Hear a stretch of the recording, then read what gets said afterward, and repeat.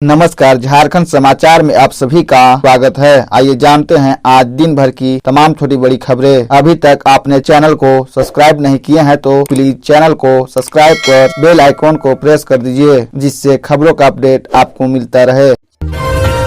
2 मार्च को विधानसभा में पेश होगी आर्थिक सर्वेक्षण रिपोर्ट। 3 मार्च को आएगा बजट। झारखंड विधानसभा का बजट सत्र शुरू हो रहा है। झारखंड सरकार आगामी वित्तीय वर्ष 2023-24 के लिए 2 मार्च को विधानसभा में आर्थिक सर्वेक्षण रिपोर्ट पेश करेगी। उसके अगले दिन 3 मार्च को वित्तीय मंत्री रामेश्वर उरांव वित्तीय वर्ष 2023-24 का सालाना बजट पेश करेंगे। आर्थिक सर्वेक्षण में आगामी बजट के प्रारूप के साथ समाप्त होने वाले वित्तीय वर्ष की आर्थिक स्थिति का विश्लेषण भी होता है। आर्थिक सर्वेक्षण रिपोर्ट में क्या समाहित होता है? आर्थिक सर्वेक्षण सरकारों के वित्तीय प्रबंध संबंध में अभिलेखों का प्रसंग में एक आधारभूत दस्तावेज होता है। इसके द्वारा सरकार के मौलिक आर्थिक वित्तीय लेखा जोखा तो पेश होता ही है, यह भविष्य के लिए एक ठोस प्रस्तुतिकरण और मार्गदर्शन होता है। यही कारण है कि आर्थिक सर्वेक्षण रिपोर्ट बजट के प्राय एक दिन पहले रखा जाता है। इससे आम जनता के सामने इस बात का खुलासा हो जाता है।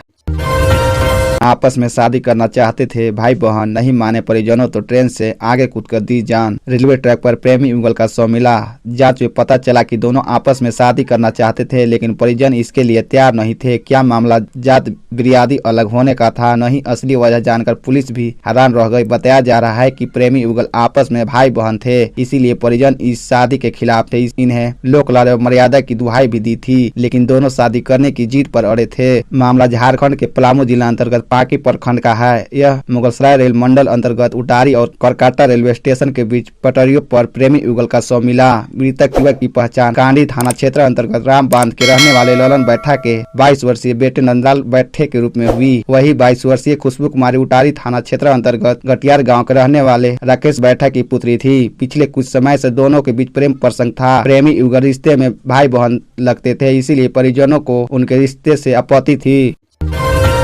झारखंड में इंसानों पर बन रहा बर्ड फ्लू का खतरा, सभी जिलों में हाई अलर्ट। बोकारो के सरकारी पोल्ट्री फार्म में बर्ड फ्लू से सैकड़ों मुर्गियों की मौत के बाद फार्म के 1 किलोमीटर के दायरे में लगभग 4000 मुर्गियों को चिन्हित कर प्रशासन के द्वारा उसे मारकर सुरक्षित निस्तारण कर दिया गया है। इसके बावजूद लोगों में भी बर्ड फ्लू के फैलने की संभावना प्रबल है। पंछियों के माध्यम से लोगों में बर्ड फ्लू के संक्रमण को रोकने के लिए स्वास्थ्य विभाग ने एहतियाती उपाय शुरू कर दिए हैं। स्वास्थ्य विभाग के संयुक्त सचिव सह NHM झारखंड का पार अभियान निदेशक विद्यानंद शर्मा पंकज ने सिविल सर्जन बोकारो को दिशा निर्देश जारी करते हुए एहतियाती उपाय सुनिश्चित करने का निर्देश दिया है। संयुक्त सचिव ने स्वास्थ्य कर्मियों के साथ साथ आम जनों को भी इसके लिए जागरूक करने के साथ ही बचाव की तैयारी सुदृढ़ करने का निर्देश दिया है।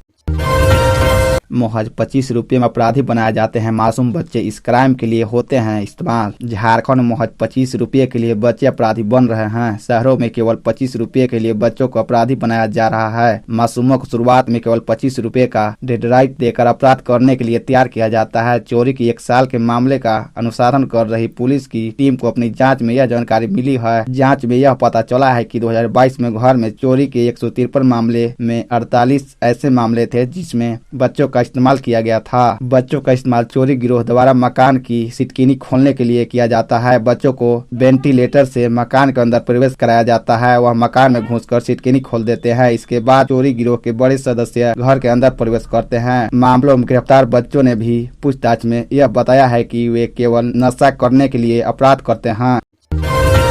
झारखंड में NTPC पर क्यों लगा 81.89 करोड़ रुपए का जुर्माना? झारखंड में NTPC में संगठित तरीके से अवैध कोयला खनन का मामले सामने आया है। NTPC के द्वारा Pakri Barwadih coal modern north east project Hazaribagh में 156 हेक्टेयर से अधिक वन भूमि में अवैध कोयला उत्खनन की बात सर्वे में सामने आई है। भारत सरकार के पर्यावरण वन एवं जलवायु परिवर्तन मंत्रालय के अधीन इंटीग्रेटेड रीजनल ऑफिस रांची के सर्वे के बाद 81,89,82,060 रुपए जुर्माना लगाने की अनुशंसा सुप्रीम कोर्ट की गाइडलाइंस के अनुरूप की गई है। IRO रांची के शशि शंकर और डिप्टी DGA संतोष तिवारी ने संबंध में केंद्र के संबंधित विभाग को अनुशंसा भेजी है। झारखंड के 7 जिलों में बिजली कटौती का फरमान। डीवीसी के थर्मल पावर में आई खराबी, 5 दिनों तक झेलना होगा दौर। दामोदर घाटी निगम की कोडरमा थर्मल पावर की बिजली उत्पादन करने वाली यूनिट में रविवार को अचानक तकनीकी खराब आई है। इसके कारण झारखंड के धनबाद जिला सहित कई इलाकों में डीवीसी ने पावर सप्लाई में 50% से अधिक की कटौती कर दी है। डीवीसी ने इससे संबंधित नोटिस झारखंड बिजली वितरण निगम लिमिटेड के चेयरमैन सहित धनबाद एरिया बोर्ड को भी जारी किया है। अगले 5 दिनों तक डीवीसी ने पूरे झारखंड में 50% तक बिजली सप्लाई में कमी रखेगी। झारखंड में डीवीसी के कमांड एरिया धनबाद, कोडरमा, गिरिडीह, हजारीबाग, रामगढ़, रांची व बोकारो में इसका असर रहेगा। डीवीसी से पर्याप्त बिजली नहीं मिलने के कारण धनबाद शहर समेत पूरे जिले में बिजली की आंखमिचौली जारी है और आधे घंटे पर बिजली कट रही है। रामगढ़ सीट पर मतदान शुरू, वोटिंग के लिए 400 मतदाता केंद्र पर लगी लंबी कतार। झारखंड के रामगढ़ विधानसभा में उपचुनाव के लिए मॉक पोल के उपरांत सभी मतदान केंद्रों पर सुबह 7 बजे से मतदान शुरू हो चुके हैं। यहाँ मतदाता केंद्रों में लंबी कतार दिख रही है कि जनता वोट डालने के लिए भारी उत्साहित है। नौजवान से लेकर बुजुर्ग और महिलाओं पोलिंग बूथ पर सुबह से पहुँच चुकी है। सुरक्षा सारे पुख्ता इंतजाम किए गए हैं। बुजुर्ग महिलाओं सहित विकलांग भी अपना हक अदा करने पहुँचे हैं। बता दें कि मतदान सोमवार सुबह 7 बजे से शाम 5 बजे तक चलेगा। उपचुनाव में कुल 3,35,734 मतदाता 18 प्रत्याशियों के भाग्य का फैसला करेंगे। शांतिपूर्वक मतदान के लिए सुरक्षा के चौक चौबंद प्रबंध किए गए हैं। सुबह 7 बजे से शाम 5 बजे तक 405 मतदाता केंद्रों पर वोट डाले जाएंगे।